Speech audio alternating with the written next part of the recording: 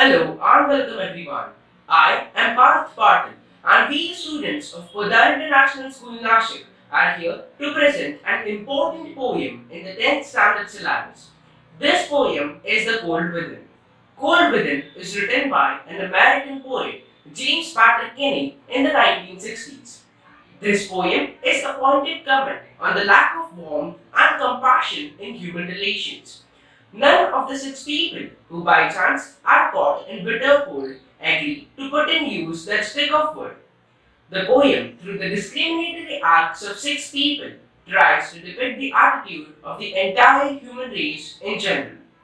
This poem is a simple yet powerful reminder that if we selfishly hold on to the world's resources and the wealth that it has to offer, if we persist on discriminating on grounds such as caste, creed, gender, and ethnicity, we are all lost.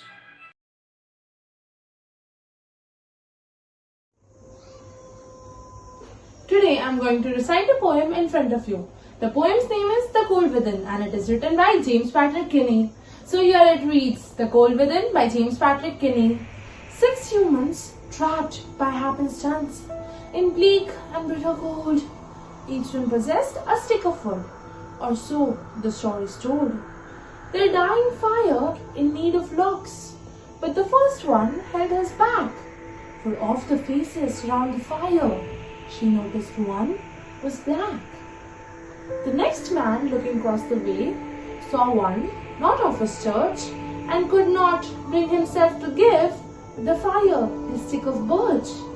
The third one sat in tattered clothes. He gave his coat a hitch. Why should his log be put to use to warm the idle rich? The rich man just sat back and thought of all the wealth he had in store and how to keep what he had earned from the lazy, shiftless poor. The black man's face bespoke revenge as the fire passed from his sight, for all he saw in his stick of wood was a chance to spite the white. The last man of this forlorn group did not accept for gain, giving only to those who gave was how he played the game. Their logs held tight in their still hands was a proof of human sin. They did not die from the cold without. They did not die from the cold without. They died from the cold within. Stanza 1. 6 humans trapped by happenstance in bleak and bitter cold. Each one possessed a stick of wood, or so the story is told. The first stanza of the poem tells us that the poem is of the narrative type. In this stanza, the poet tells us that 6 humans are trapped by chance in extreme cold. A fire is burning in front of them, and each of them has a stick of wood. Stanza 2. Their dying fire in need of logs, but the first one held us back. For of the faces around the fire, she noticed one was black.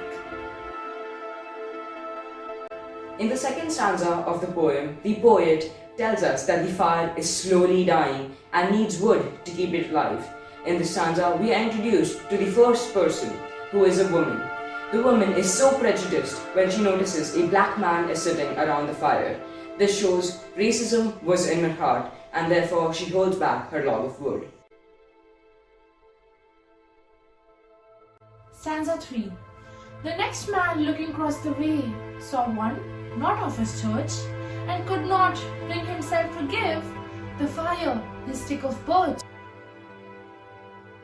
In this stanza, we are introduced to the second person of this forlorn group, who holds back his log of wood only because of one reason, that the person sitting around the fire does not belong to the same religious community as his.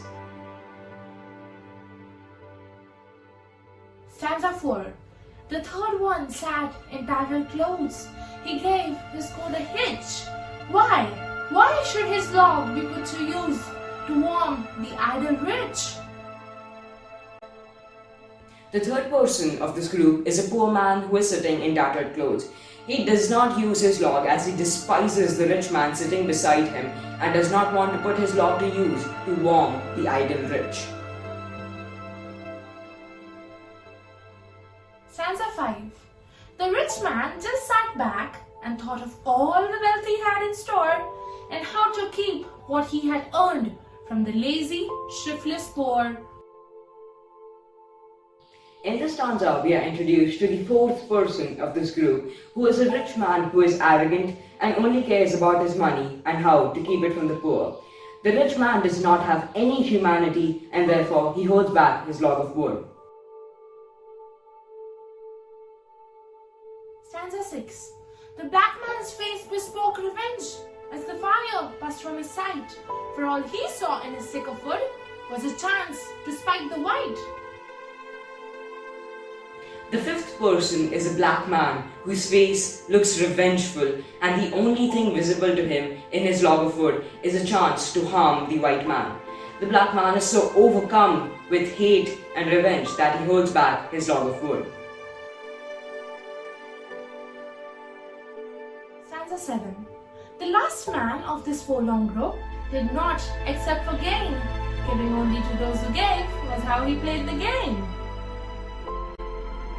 The last man of this forlorn group does nothing except something for his own benefit.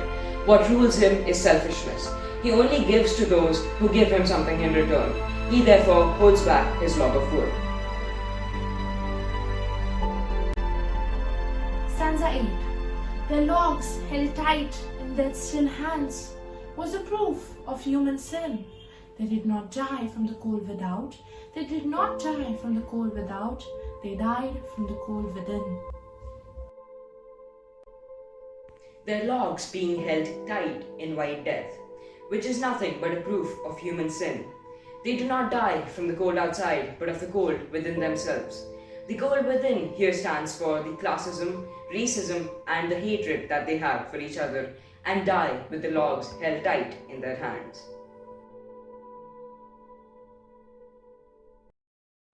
Now, let us all see the figures of speech in the poem The Cold Within.